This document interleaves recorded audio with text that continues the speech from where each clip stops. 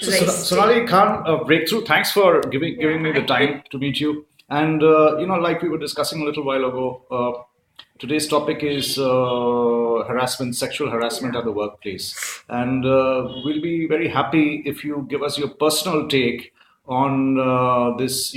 I mean, very, very controversial thing, which is very much in the news these days, especially, in the startup scene, in the startup culture. There are a lot of, which is very new, Yeah.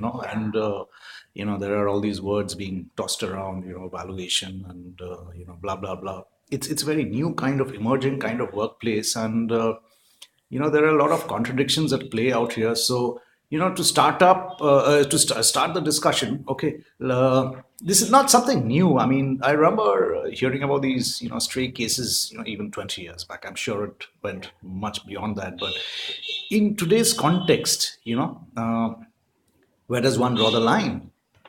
So, I mean, coming straight to your point about startups, I mean, as you said, it's very new. What kind of work culture does it have? And the people who have started these new entrepreneurships, who are working, what are they actually doing in that workspace? Is it really informal, lack of standardization, lack of practices? These are all big questions that are in front of us. But I think most critical to see is who are the people in startups? A lot of young people are there. They are on their first job. They have joined these startups because it offers new opportunities, different kind of work, experimental, maybe in digital, social, maybe in new kinds of areas of work, which is very exciting. They don't have experience of the work area, so then they become, especially young girls on their first job, become very vulnerable because they don't know what is expected. This is, probably their first job. There are a lot of issues that they have probably faced to get there, and they're working late hours, being called to do overtime, like whatever is emerging, which really is not best practice. So in that kind of scenario, anything seems to go. And you have heads of organization who have this attitude that if I think I have the right to call you sexy, praise you, then it's okay. But listen, if you are happy, giving praise to somebody else, that praise is of no value because the other person is left feeling uncomfortable. So what is this nonsense? Your praise really doesn't matter. Your ego is so big that you think by praising you, someone, I've done a big job. Sorry. You have to rethink your own thinking. The other thing I noticed in the social media backlash in this, possibly in this particular case that you just referred to, was a lot of people, including women, said, well, you know why isn't she identifying herself? Why don't she go to the police station and file an FIR? And this morning I saw this article which says you don't have to speak. You can still be anonymous, and a third party can go and file a FIR on your behalf. The authorities can act on. They don't need an FIR to go and act. So there's a lot of slightly nebulous kind of area on what to do if you feel you're sexually harassed. See, there are two, three aspects in this question. First is the experience of the woman herself.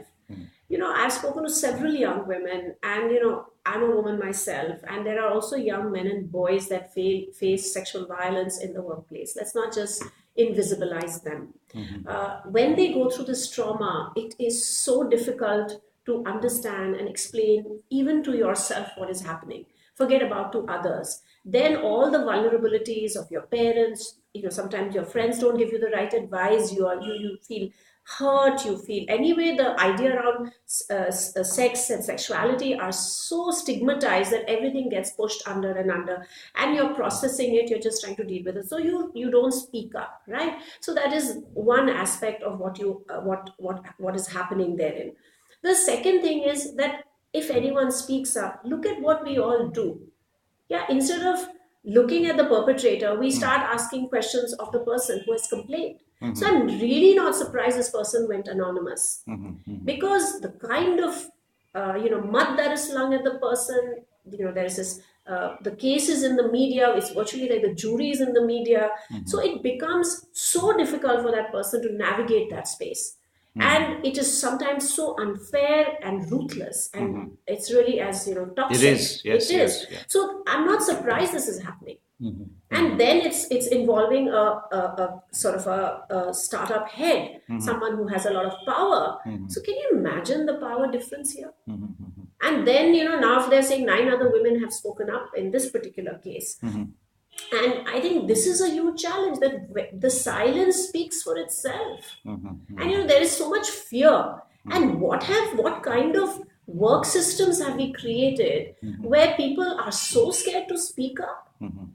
I mean, this is a question you and me, who have been in this work for so long, need to ask ourselves and do some serious reflection. In the startup culture, from what I know of, there is a very, college dormitory sensibility that is brought to the table. Frequently, the founders are very young people, sometimes in the early 20s. So, my feeling is a lot of sensitization needs to be done. I mean, not just amongst the women that we're talking about, but also amongst the men who employ young women and, work with them in a very tense, often, I mean, out of regular I whatever. just want to stop you short. I think this is all bullshit. Okay, People know it. Let's not just excuse. I think youth doesn't mean you're stupid. sure. Yeah, just as gray hair doesn't mean you're wise. So let's not just say, oh my God, it's dormitory, they don't know what they're doing. Of course, they know what they're doing. Yeah, I think once you're out there and they've heard enough. If you're saying they're startups, they're savvy, they're there, they know media. Come on, everybody is reading what's going on. This is not the first time a case is happening. So many high-profile cases have happened. You mean you have not read those? You don't know what's going on? You don't think about it? I think the idea is that I can get away. It doesn't matter. Yeah, if there is vulnerability, I'm being exploitative. So let's not keep making excuses for this. Sure. Okay, one last question. Uh, how does, I mean, since there are a lot of cultural things at play, people from different backgrounds, urban, rural, et cetera, et cetera.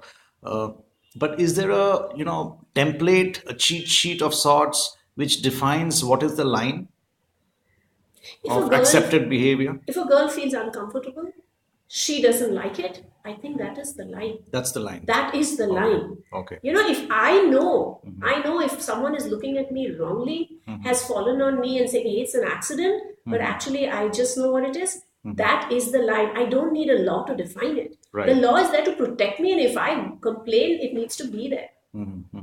Okay, another question I can't help, because I kind of mentioned this on Facebook a couple of days back, maybe yesterday, and this cultural thing, which it seems to be very interesting. So, admiring a woman, okay, looks wise, in say Western cultures is sometimes accepted, but in India it is sometimes not, usually not. Is this right? Do you agree with this? I completely disagree. Okay, In okay, in the US, I will not tell anyone. I travel to other countries. In the okay. US, I will not tell any guy, hey, you're looking thin, or I may say something like, oh, you're looking sharp. Where's this dress from? Or the suit is really cool. But I don't make personalized comments. In India, we make a business out of this.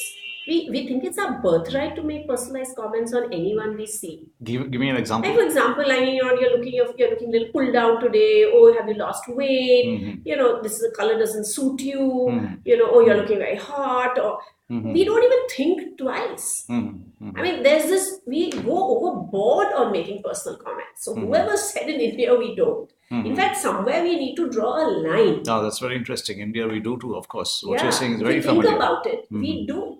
And that's what is the problem. That when you go into the professional workplace, you say, let's be professional. Yeah, let's be professional to work hard, to do overtime, to make sure your work is of quality. Then why can't we have a professional environment? Absolutely, absolutely, absolutely.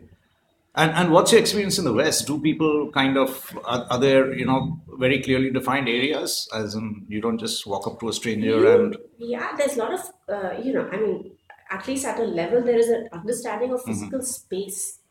Yeah, which is highly valued in the huge. West. When you're Yeah, standing right, in right. a line, they are not going to stand like just on you.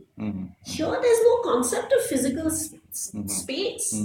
Anybody will come, you're sitting on that, they'll stand on top of your head, look in here, he's my boss, I'm feeling uncomfortable, why is this guy peering over me? They won't do these kind And of does it things. all link up to patriarchy in a sense? This is a very good question. This is a lot of power here. There is a lot of belief that I can oversee someone. I have the right to comment on. I am of power. What I say is of value, of difference, and also at a level, it's also about lack of respect. Sure, Yeah, sure. so I think that's it has to do with a value system in which there is power with some and lack of power, and in this case if it comes between a man and a woman, then it's patriarchy at play at its worst. Okay. Thank you, Sonali. Thanks for a very illuminating discussion. Thank you. Thanks. Thank you.